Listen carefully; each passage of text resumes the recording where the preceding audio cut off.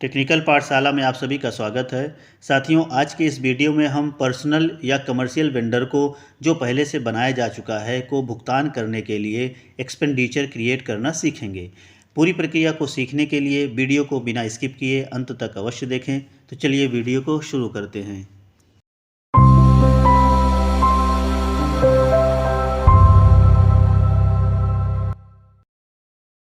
साथियों, जैसा कि आप सभी को पता है कि एसएमसी खाते से किसी भी प्रकार का भुगतान पीएफएमएस पोर्टल के माध्यम से होता है।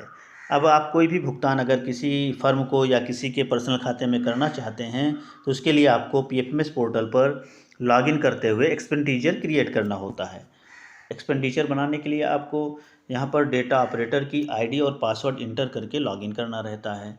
तो हम पहले डेटा ऑपरेटर की आईडी और पासवर्ड इंटर करके लॉगिन कर लेते हैं। साथ ही हमने ये डेटा ऑपरेटर की आईडी से लॉगिन कर लिया है। अब एक्सपेंडिचर क्रिएट करने के लिए आप जो बाएं तरफ बहुत सारे ऑप्शन दिख रहे हैं इसको स्क्रॉल करते हुए ऊपर की तरफ जाएं। ऊपर की तरफ जाएंगे तो नीचे की तरफ एक ऑप्शन दिखेगा एक्सपेंडिचर का। आपको एक्सपेंडिचर पर क्लिक करना है।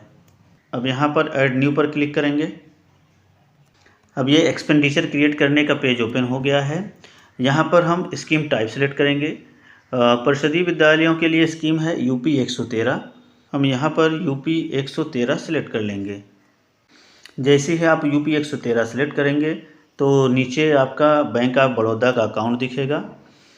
यहाँ पर प्रोजेक्ट इसको छोड़ देना है, इसको सिलेक्ट नहीं करना है या एज इट इज़ छोड़ देना है। उसके बाद यहाँ पर आपको एक्सपेंडिचर डन फॉर इस पर क्लिक करना है। यहाँ पर आपको दो ऑप्शन मिलेंगे, वेंडर्स, बेनिफिशियरी। तो आपको यहाँ वेंडर सेलेक्ट करना है। वेंडर सेलेक्ट करने के बाद यहाँ पर वेंडर नाम आपको टाइप करके सर्च कर सकते हैं या फिर यहाँ पर सिलेक्ट वेंडर पर क्लिक करके भी सर्च कर सकते हैं। तो आपने डेटा ऑपरेटर की आईडी से पहले वेंडर ऐड कर लिया होगा। तो जो भी वेंडर आपने ऐड किया है उसका फर्स्ट 3 लेटर यहाँ पर टाइप करेंगे तो उसका नाम ऊपर शो करने लगेगा। अगर आपने वेंडर नहीं ऐड किया है या ऐड करने में कोई दिक्कत आ रही है तो वेंडर ऐड करने का वीडियो इस वीडियो के डिस्क्रिप्शन बॉक्स में मिल जाएगा। आप वहाँ से वेंडर को ऐड करने का पूरा प्रोसेस देख करके पहले वेंडर ऐड कर लीजिए, तभी यहाँ पर वो सिलेक्ट कर पाएंगे।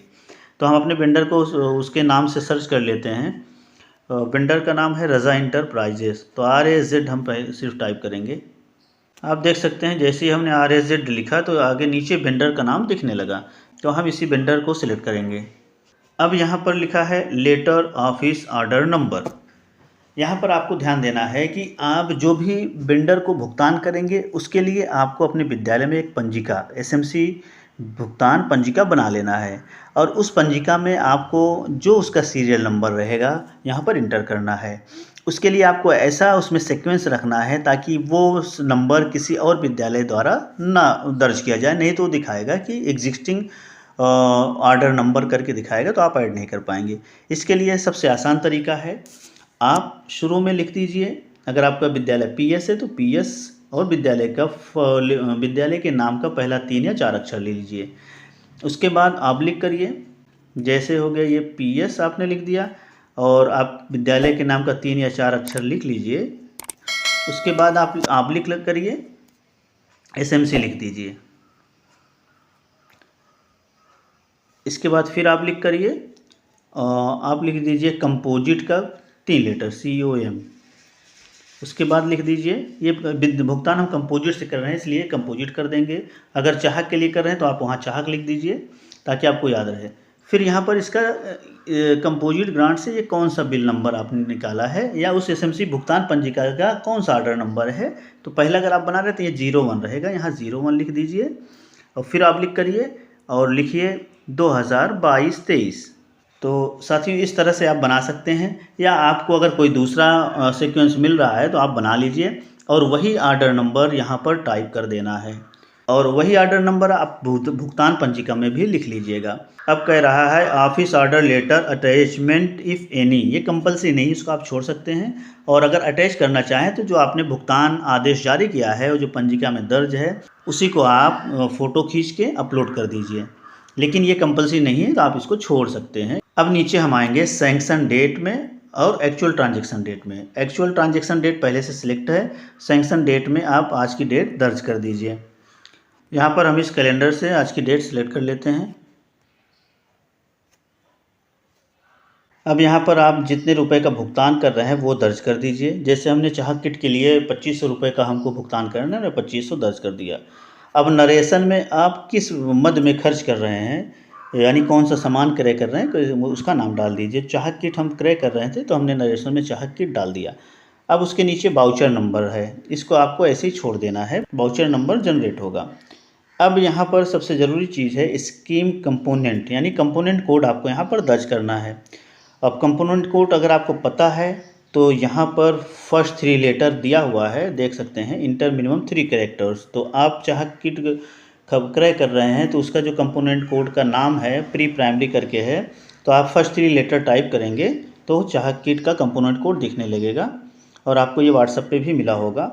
तो हम टाइप करते हैं जैसे प्री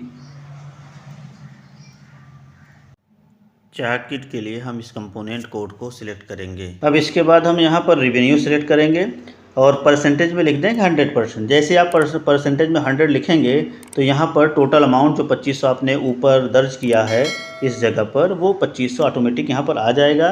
ये सब करने के बाद आप लास्ट में ऐड बटन पर क्लिक करेंगे।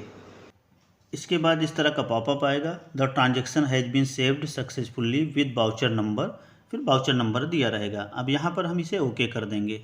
अब नीचे आप देखेंगे लिख कर आ रहा है expenditure details saved successfully, do you want to proceed with pay details. अब यहाँ पर आपको यस करना है, ध्यान रखिएगा। डेटा को सेव करने के बाद ओके करेंगे, फिर यहाँ पर यस करेंगे। एक्सपेंडिचर पे डिटेल्स का पेज ओपन हो गया।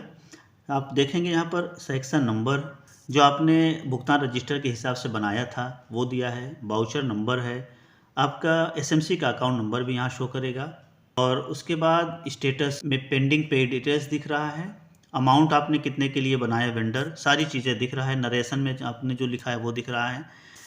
अब इस पेज को ऊपर की तरफ स्क्रॉल करेंगे। अब यहाँ पर देखेंगे कंपोनेंट कोड दिख रहा है, अमाउंट कितने अमाउंट का आपने भुगतान किया है वो अमाउंट दिख रहा है। फिर नीचे आप आ जाइए इंस्ट्रूमेंट टाइप में।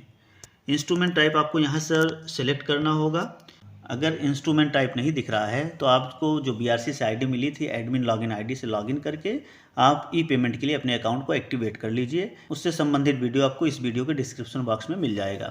तो हम यहाँ इंस्ट्रूमेंट टाइप सेलेक्ट करते हैं, ई पेमेंट यूजिंग प्रिंट एडवाइस, इसी को हम सिलेक्ट कर लेंगे। अब यहाँ पर हम ऐड बटन पर क्लिक करेंगे। अब उसके बाद ई पेमेंट डिटेल्स, यानी किसके खाते में आप भुगतान कर रहे हैं उस वेंडर का पूरा डिटेल्स दिखेगा। यहाँ पर वेंडर का नाम आएगा, तो यहाँ पर आप जो भी टाइप करेंगे वही वेंडर के पासबुक पर प्रिंट होगा। यहाँ पर IFSC कोड रहेगा जो PFMS द्वारा ऑटोमेटिक सिलेक्ट कर लिया जाता है। फिर वेंडर का अकाउंट नंबर आएगा, अमाउंट यहाँ पर रहेगा और लास्ट में देखेंगे एक जगह लिखा है नरेशन फॉर पासबुक, तो आप यहाँ पर लिख देंगे चाहक किट। चाहक किट के लिए हम पेमेंट कर रहे हैं तो हम चाहक किट यहाँ पर लिख देंगे, या फिर आप कोई भी सामान खरीद रहे हैं तो उसका नरेशन में शॉर्ट में नाम लिख दीजिए। यहाँ पर do you want to add the deduction details, no ही रखेंगे। अगर ई पेमेंट डिटेल्स में कुछ कमी है तो आप यहाँ पर डिलीट पे क्लिक करके रिमूव भी कर सकते हैं। उसके बाद नीचे कन्फर्म पर क्लिक करेंगे। अब यहाँ देखेंगे एक्सपेंडिचर डिटेल्स का पेज ओपन हुआ है जहाँ पर सेक्शन नंबर वगैरह है, SMC अकाउंट नंबर भी है। नीचे पेमेंट डिटेल्स में वेंडर का नाम है, अकाउंट नंबर है, IFSC कोड है, उसके बाद अमाउंट वगैरह सब लिखा हुआ है। अब इसको हम कुछ नहीं करेंगे, सीधा स्क्रॉल करते हुए ऊपर चलेंगे। यहाँ देखेंगे आपका स्कीम कंपोनेंट डिटेल दिया है, किस कंपोनेंट में आपने सेलेक्ट किया उस पैसे को उसको कंपोनेंट कोड में मिला लीजिए फिर से। उसके नीचे देखेंगे वेंडर्स का डिटेल दिया है और यहाँ पर वेंडर का अकाउंट नंबर है, वेंडर का यहाँ नाम है और अमाउंट है। सारा डिटेल्स एक बार ध्यान से मिला लीजिए। सब डिटेल्स मिलाने के बाद नीचे देख रहे हैं सबमिट फॉर अप्रूवल। अब आपको सबमिट फॉर अप्रूवल पर क्लिक कर देना है। आप यहाँ पर देख सकते हैं सक्सेसफुली सेव्ड फॉर सबमिटेड। आप यहाँ से डेटा ऑपरेटर की आईडी का काम ख़त्म हो गया है, आपका एक्सपेंडिचर सफलतापूर्वक जनरेट हो चुका है। अब PPA जनरेट करने का काम डेटा ऑपरेटर की आईडी से नहीं बल्कि डेटा अप्रूवर की आईडी से होगा। तो साथियों, थी एक छोटी सी जानकारी वेंडर को भुगतान करने के लिए एक्सपेंडिचर क्रिएट करने के संबंध में। वीडियो को अंत तक देखने के लिए आप सभी का बहुत बहुत धन्यवाद। अगर वीडियो पसंद आया हो तो लाइक और शेयर ज़रूर करें और हमारे चैनल को सब्सक्राइब करना ना भूलें। जल्दी हम हाजिर होंगे एक नए वीडियो के साथ, तब तक के लिए धन्यवाद।